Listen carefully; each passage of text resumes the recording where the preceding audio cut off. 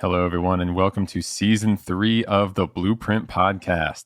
It's been a while since we dropped Season 2, but I'm here to let you know that at long last, Season 3 is about to be released. We've got 12 episodes and perhaps even some bonus content coming your way, all set for release on July 12th of 2022, coinciding with Sands Fire in Washington, D.C., which is one of our larger Sands events of the year. As a bonus and a note to anyone that's going to be attending Sands Fire, we're going to be doing a live panel discussion with some of my favorite folks on Wednesday night of the conference. So if you're interested in seeing that, keep your eyes out for details once you arrive. It's going to be our first live Blueprint recording, and I'm incredibly excited to get some audience participation and live questions from anyone that can attend. Should be a super fun night. Without any further waiting, let's jump into this preseason episode of Blueprint. Hello, everyone. A quick shout out and a welcome to all of our new listeners. If this is the first time you've heard the podcast, we are glad you're with us. And for everyone that's been with us through season 1 and 2 already, thank you so much for continuing to listen and to be here with us. I truly appreciate all the encouragement and support the podcast has received from you all so far. It's been overwhelming and much more than I expected. And I look forward to keeping it going through season 3 and beyond. What I'd like to do in this preseason episode is two things. One, tell you about some of the awesome stuff coming up in the upcoming season. And two, answer some listener questions in mailbag format as a lead-in to kicking off season 3. While at the time I'm recording this, we still have a few interviews to go, I'm incredibly excited for everyone to hear some of the fun and super informative conversations we've already had with our guests for this season. To give you a quick sneak peek of what's coming up, let me tell you about some of our upcoming episodes that I'm sure you're going to want to catch. First, I'd like to mention that on this season, I try to reach out for guests that are experts on topics we haven't yet covered in this podcast. So in season 3, you're definitely going to hear a lot of new things. One of the episodes I'm really excited about is with Sands instructor Dean Parsons, who's an expert in ICS security. In this episode, we talk about ICS and OT security and cyber defense, and how it's different from typical IT defense, and what type of threat modeling you have to do and preparations you have to make to defend highly critical infrastructure, which is potentially one of the most important things we can be doing in 2022. We also have James Rowley from Yahoo speaking to us about insider threat detection. A lot of us might not pay a lot of attention to insider threats. It's a difficult topic. How do we protect ourselves from people who are supposed to have access to our sensitive data? Well, in that episode, James gives us an awesome walkthrough of the insider threat kill chain and how as a defender, you have to think differently about these types of threats and what you can still do to ensure you aren't met with any unlucky surprises. Finally, one more I'd like to mention is the return of Mark Marzinski with his coworker, Carissa Koopmans. In this episode, we talk all about Microsoft's new Security Operations Guide and Azure AD logs in depth. We talk about what you need to log to detect cloud-based attacks and the pre-made templates Carissa and Mark's team have been working on to make spotting anomalies in your data fast, easy, and standardized. There's some incredible and highly relevant advice from the folks over at Microsoft, as always. I'd like to thank all of our guests for being on the podcast this season. The volunteering of your very, very important time is what makes spreading this kind of important information possible. Okay, so on to our mailbag section. Throughout the 2 years this podcast has been out there, Blueprint has quickly caught on as a Cyber Defender favorite, and I can't tell you how many times I've received unsolicited messages online or from students in the class about how much they're enjoying the podcast and can't wait to hear more.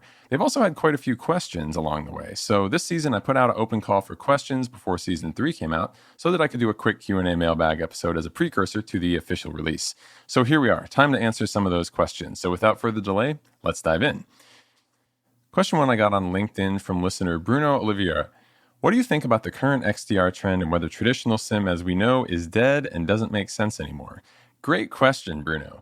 This is something that a lot of people have been writing a lot about. I know Anton Shivakin, who was one of our previous guests on this podcast, is constantly being given this question. My take on this is that XDR was a natural progression of EDR. Anytime you give someone a really good solution that's only partial scope in terms of EDR, that would be endpoints, people are going to naturally say, well, can I have that awesome of a level of coverage for a bigger scope? So of course, we were going to naturally end with XDR, which is bringing in more additional data from other platforms beyond the endpoint like EDR would and putting it all in one convenient place. Well, taking data from a bunch of different sources and then putting it all in one place. Yeah, that sounds a lot like traditional SIM, right? That's something we've been doing for years. So how is XDR different than the solution we already have that takes in data from a bunch of different sources like cloud and endpoints and your network data and puts it all in a SIM platform. Well, SIMs have been used for a long time, largely with things like compliance and log management and just recording what happened in mind. And they're really, really good at that. That's exactly what they excel at. And then there's the analytics portion of looking at all of those logs and trying to do correlation across different data sources and pick up where something bad may or may not have happened. A lot of organizations have had really well-tuned SIM deployments for years that are working really, really well. So what does XDR bring to the table beyond that? Well, EDR and then naturally XDR expanding on that was a solution in my mind partially to the problem of having too much data. I can tell you from my experience working in a SOC that when you are trying to collect endpoint data from hundreds of thousands of endpoints potentially, the price tag associated with some of that can be really, really overwhelming and expensive. And so, depending on how your pricing model is done for your SIM, that may be something just right from the get go you cannot afford to do. So, what do? Well, you start recording less, right? But that's not something you necessarily want to do with security, intentionally blinding yourself for monetary reasons. So EDR came along and then XDR beyond it and said, you know what, we're going to make it possible for you to handle this data. And a lot of them charge in different ways, like per device that's being monitored, regardless of the volume and things like that. So it made it more manageable to just bring in this massive amount of data. And make no mistake, the amount of data per device has been going up as well. Microsoft is adding additional security logging, and all these tools that we have are producing more and more audit logs and sign-in logs and data than we've ever had. So even individual devices are getting to higher volumes. So we needed a solution that can make that manageable in a budget sort of sense, but that alone is not enough to justify the existence of a totally separate tool and category. XDR is something that was made from the start to do advanced analytics and correlate activity across multiple devices, multiple platforms, and different data types from the get-go. SIM was something that was designed from the get-go to do mainly log analysis, and then the analytics part, I feel like kind of came later, and they work really well now, but maybe not as well as a platform that was intentionally designed from the ground up to do it. Do we need both of these tools? In my opinion, most organizations probably will want to if they can afford to do so. Why? SIM is going to be recording all of the logs and covering your compliance angles and things like that. And I teach classes on SIM. I teach threat hunting with SIMs, and I can tell you can do an outstanding job with a SIM, catching anything you need to catch. But that is reliant upon your team having the knowledge and the skill with that tool to put those rules in place and develop those correlation analytics to make sure that that happens. It's my opinion. I don't have any kind of data to back this up, but I feel like EDR and XDR platforms, considering how they come out of the box kind of pre-designed to find a lot of the advanced attacks from today, are going to make it a little bit easier for the average team to install them, get the data they need, the security relevant data looking for advanced attacks, not just doing general log collection, but that focused data you need to be successful as a defender. And then pull all that in and turn it into world-class detections. A lot of these things have other kind of bits that make them better, like SOAR integrations for automation and AI and machine learning. I know, the magic box, right? But truly there is some stuff built in there that is getting really good at looking for signs of attacks. And it's also cloud native, and it understands all the data, and its pure existence is all revolving around get the right information you need to find an attack and present it to defenders in a way that allows them to act. SIM, in my mind, is a little bit different given its history and where it came from, and it can do a lot of the same things, but maybe not as well, just because it hasn't been designed from the ground up to do those things. Now, notice I'm not saying you don't need a SIM. XDR completely replaces it. SIM still does some stuff that XDR probably doesn't do as well, like recording all of your logs for a long period of time and making them searchable, right? XDR is more about, we're going to present to you the activity and what happened versus a ongoing history of logs and everything else. So depending on the tools you have, that may be a fair or a mischaracterization. Tools vary fairly significantly, and XDR is still a category that's very much still being defined. So that's my take on it. I think many organizations are ultimately going to need both. In the longer term future, yeah, we may see these two tools merge. We'll see where it takes us. But that's my take on that. Thanks for the question, Bruno. Our next question is from Cheerio on Twitter. As a SOC/cyber defense professional, what would you like to see from the CTI, Hunt, Red, and Purple teams in support of the SOC and cyber defense activities? Outstanding question and a multi-part one. So let me touch a little bit on all of those individual groups. From a group doing cyber threat intelligence, the goal, I believe, is to give a cyber defense team tactical and strategic advantage over your adversary so that we can do the best possible job in defending our organization against whatever attackers we happen to have. Well, what does that mean in practical terms? Let me answer this with my experience working on a team that for a while didn't have great sources of threat intelligence. Ask yourself this. What do you do when you have an alert that goes off that says someone just connected to a known malicious IP address? What is your next step and how much guidance do you have in that next step? That's one of the hallmarks in my mind of good versus bad CTI. One of many. In an ideal world, I think the answer would be, for this scenario, you look up the information related to the IP that's in your threat intelligence platform and you find out why it was marked bad. Is there a group that had used that IP for a certain purpose? Was there a known command and control server running on that IP address? If it was, what was the tool that was being used? Do you know the protocols associated and how you could positively identify if that's what's happening again? When was the activity seen? If you have these answers in a threat intelligence platform created from a CTI group, it's very fast and easy to verify whether it's a true or a false positive, and speed in alert triage is absolutely the name of the game for cyber defense teams, assuming it doesn't come at the cost of accuracy. Alternatively, if you don't have a great CTI function working in your organization, you might not have any information at all other than, well, this IP was on a list that we downloaded and it said it's bad. That's not very helpful. In my mind, that characterizes one of the differences between good and bad CTI, but that's just one kind of specific instance. Good CTI should help you not only react like this, telling you what to look for and improving your accuracy, but in a much bigger sense, it should tell you also how to prepare and the type of bad things that you should be ready to deal with. Ask yourself this. From the information you've received from your CTI sources or your CTI group, if you have one in-house, what actual actions have you taken and do you take on a regular basis from the data that they are giving you? Do you load those indicators into a list for matching? Yeah, probably. But how many times did they actually match and were they right? And after they match, how did they support figuring out what that data was related to? Are you actually able to use the work that they've done to more quickly solve the incident? Do you have profiles of the threat actors and groups that are the highest importance to your organization, and are you tracking them specifically? Not all groups are equally relevant to you, threat groups that is. So in my mind, a great CTI group would say something like, hey SOC, you should be paying attention to threat group A, B, and C. These are the tools and tactics they use, and here's how you can better prepare for them and detect them and get in their way if they do show up. That is what I would love to have from a CTI team. What about red teams? Red teams are much of the same discussion, but they approach helping us prepare in a much different way. While red teamers love hacking and being great at writing exploits, that's not really what their job is for. It's important they remember that everything they do is in service of the SOC and of the blue team, and that their job exists not to only test us, but to help us get better after those tests, not just become the best hackers on earth, which obviously is a really fun thing to do on the side, but we want them to use those skills to help us better defend the network.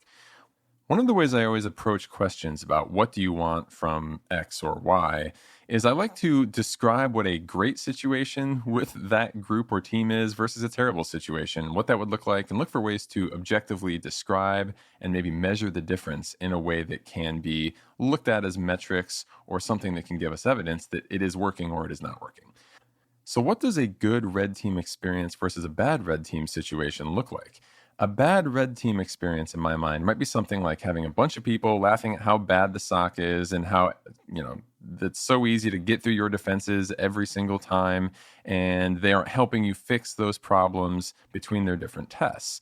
Hopefully no one has a red team quite like that, but certainly I've heard stories about red teams that are maybe less than ideally helpful and are more about themselves and how great they are at being hackers, and perhaps don't focus on the real part of the job, which is helping the security actually improve the problems that they've found. Conversely, if you have a red team where the tests are finding unknown gaps in your posture, they're reporting those gaps to you as a security team in a helpful and explanatory way, and they're helping you work through them, patch them up, and then retest to make sure those problems aren't still there the next time around, they're probably doing a pretty good job. Much like the CTI team, I'd be looking to make some metrics around the outcomes of various tests that they've run.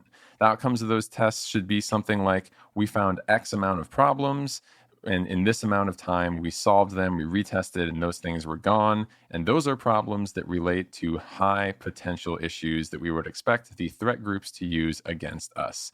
Again, red team should be fed by the CTI group and use tactics and techniques from known priority threat actors that you would expect to actually encounter in your environment. This applies to purple team exercises as well. You should have and clearly document the output of any purple team tests you run. When you do a purple team test, the blue and the red team kind of sit together and usually, in my experience, will more atomically, should we say, go through individual test cases and say, does this work? Does that work? Does that work? And when you're doing those kind of exercises, it's the same thing. You should have evidence that the tests you're doing are high value tests, the outcome of those tests, and then the long term, how many of these tests are working over time. As a SOC, you'd like to see in purple team testing that you are objectively improving against the tests that are the most important as performed by your red team doing the red side of that assessment. That's what I'd look to see from kind of a purple and red team. So that was a great question and allowed me to get into a whole bunch of detail. By the way, Cheerio is going to be a guest on season 4 of our podcast, so I'm just holding her to that. Shout out to Cheerio. Thank you for preemptively agreeing to be a guest in the future. She couldn't this time around because she was doing her PhD program, but I can't wait to interview you for the next season of Blueprint. Finally, our third question. CyberSecGal on Twitter asked the question, skilled people are our best defense in cybersecurity. As such, how would you define security mindset? In my mind, a security mindset is both something you have to learn through training and then continually apply throughout every day of your life. I've heard this kind of thing referred to as the hacker mindset before. I don't know about anyone else, but as soon as I got into information security, I started seeing the world in a very, very different way. When I learned about the principles of confidentiality, integrity, availability, etc., and threat modeling and how that works, I now undoubtedly see the world through that lens, no matter if I'm trying to or not. Just a little bit of knowledge about how threat modeling and how attacks work can go an enormous way in changing how you see the things that you interact with every single day. I constantly find myself going through the world thinking about security problems. For example, anytime I get a ticket to an event or one of those bracelets that they clip on, anything of the sort, I'm immediately looking at it and thinking, does this keep people from copying it? Is this something I could just go buy a roll of 100 of at the store and walk my way into this event with 100 of my friends? How much of my personal data is on this ticket? What are the systems that they're using to scan it? Is there some way that someone could bring them down and block everyone from getting in? Is there some way to get in without the ticket? Can the ticket be reused? And all sorts of stuff like that. I'm not sure how exactly I would describe that, but it's just where my brain goes now, examining the world through the eyes of someone who might want to push the limits and see if there are proper guards in place to stop someone from doing so. Whether I intend to actually do any of those things or not, it's just an interesting thing to think about to me now. And I guess maybe that's how I would describe the security mindset, or at least a security person's brain. Plenty of coworkers and friends, I think, that I know think in the same way. And it's something that's representative in our industry. We see it at DEF CON, we see talks about it. And it's just something that naturally happens after a while, seeing these attacks day in and day out that leverage unexpected or unthought of clever ways of abusing a system. As a person looking to get into information security or someone analyzing any problem in a security context, it's these generic principles of threat modeling that you need to be aware of and be able to apply and spot the evidence of an attacker using against you at any given moment. There are things like the STRIDE model that enumerate these types of problems. STRIDE stands for spoofing, tampering, repudiation, information disclosure, denial of service, and elevation of privilege.